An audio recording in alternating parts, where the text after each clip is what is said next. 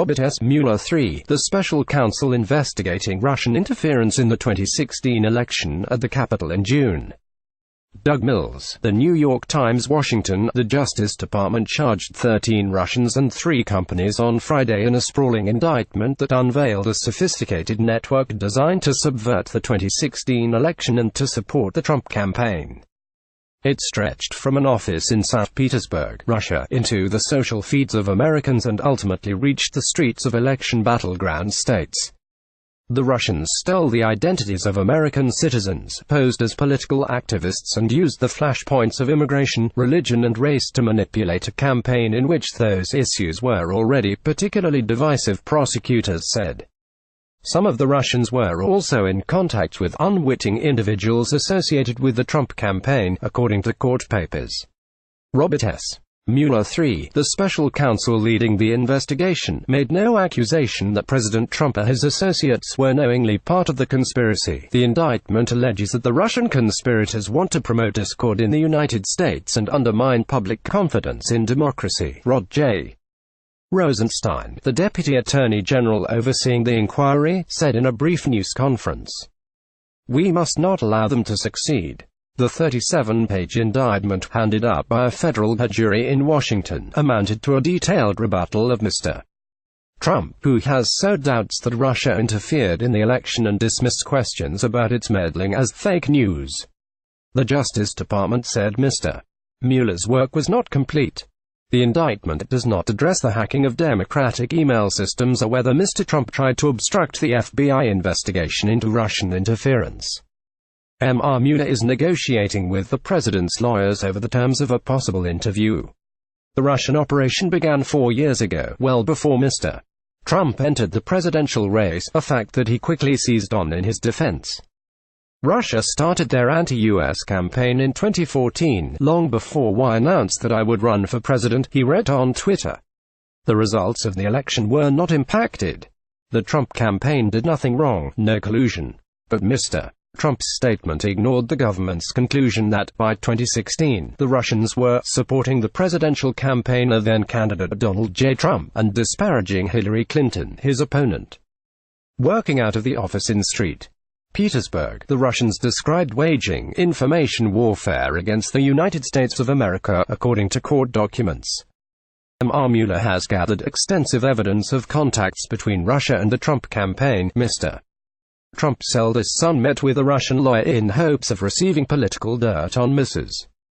Clinton. One advisor has admitted being tipped off in advance to Russian hacking of Democratic emails. Another was in contact with a Twitter account used by Russian hackers. A federal judge found probable cause that a third advisor was an unlawful Russian agent. And the Trump campaign repeatedly and falsely denied any contacts with Russia. Whether any of that violated federal law is the weightiest question facing Mr. Mueller, and Friday's indictment did not answer it. But it painted a picture of a Russian operation that was multi-pronged, well-financed and relentless. Russian operatives traveled across the United States to gather intelligence and foment political discord.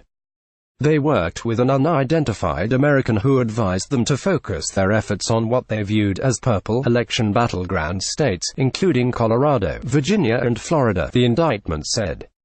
In August 2016, prosecutors said Russians posed as Americans and coordinated with Trump campaign staff to organize rallies in Florida. Such anecdotes are rare examples of how intelligence agencies work covertly to influence political outcomes abroad. The CIA has conducted such operations for decades, but both Mr. Mueller's indictment and an intelligence assessment last year present a startling example, unprecedented in its scope and audacity, of a foreign government working to help elect an American president. The indictment does not explicitly say the Russian government sponsored the effort, but American intelligence officials have publicly said that President Vladimir V. Putin of Russia directed and oversaw it. The indictment notes that 2 of the Russian firms involved hold Russian government contracts. This is clearly a message document, Robert S. Lipp, the former general counsel to the Director of National Intelligence, said of the indictment. Mueller wants to end the debate over whether there was Russian interference in the election. The Russian nationals were accused of working with the Internet Research Agency, which had a budget of millions of dollars and was designed to reach millions of Americans. The defendants were charged with carrying out a massive fraud against the American government and conspiring to obstruct enforcement of federal laws. None of the defendants were arrested. Russia does not generally extradite its citizens to the United States. But prosecutors use such indictments to name and shame operatives, making it harder for them to work undetected in the future. If they travel abroad, they risk capture and extradition. Russian computer specialists, divided into day teams and night teams, created hundreds of social media accounts that eventually attracted hundreds of thousands of online followers. They posed as Christian activists, anti-immigration groups and supporters of the Black Lives Matter movement. One account posed as the Tennessee Republican Party and generated hundreds of thousands of followers, prosecutors said. Separate divisions of the Internet Research Agency were in charge of graphics, data analysis and information technology. According to the indictment, I created all these pictures and posts, and the Americans believed that it was written by the people. One of the Russians, Irina Viktorovna Kavazyana, wrote as the operation was being unmasked.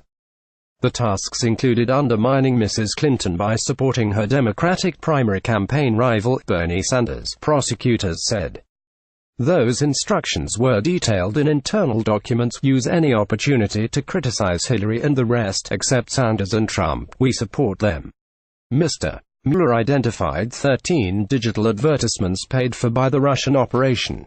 All of them attacked Mrs. Clinton or promoted Mr. Trump. Hillary is a Satan, and her crimes and lies had proved just how evil she is, one advertisement stated. In summer 2016, as Mrs. Clinton appeared headed for a decisive general election victory, Russian operatives promoted allegations of Democratic voter fraud. That echoed Mr. Trump's own message that he was the victim of a rigged political system. After the election, the Russians kept up their efforts to foment dissent. In November, they staged 2 rallies in New York on the same day. One had the theme, "Show your support for President-elect Trump." The other was called, "Trump is not my president." The indictment does not say that Russia changed the outcome of the election, a fact that Mr. Rosenstein noted repeatedly. American intelligence officials have said they have no way of calculating the effect of the Russian influence.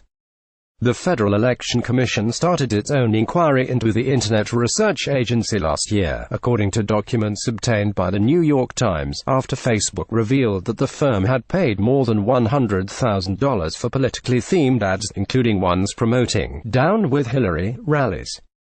The Commission's inquiry was prompted by a complaint filed by the government watchdog group Common Cause that claimed that the Facebook ads violated the prohibition on foreign spending, as well as requirements mandating the disclosure of campaign spending. A Kremlin's spokesman, Dmitry Peskov, told the RBC News website that Russian officials have not familiarized themselves with the document yet. Mueller also revealed Friday that Richard Pinedo of Santa Paula, Calif., had pleaded guilty to identity fraud in a case involving the sale of bank accounts over the Internet. According to court papers, some of Mr. Pinedo's customers are foreigners who are targets of Mr. Mueller's inquiry. Pinedo has pleaded guilty and is cooperating with Mr. Mueller, court documents show. Scott Shane and Kenneth P. Vogel contributed reporting from Washington, Michael Schwetz from New York, and Ivan Nechepurenko from Moscow. A version of this article appears in print on February 17, 2018, on page A1 of the New York edition with the headline, "Indictment Bears Russian Network to Twist 2016 Vote."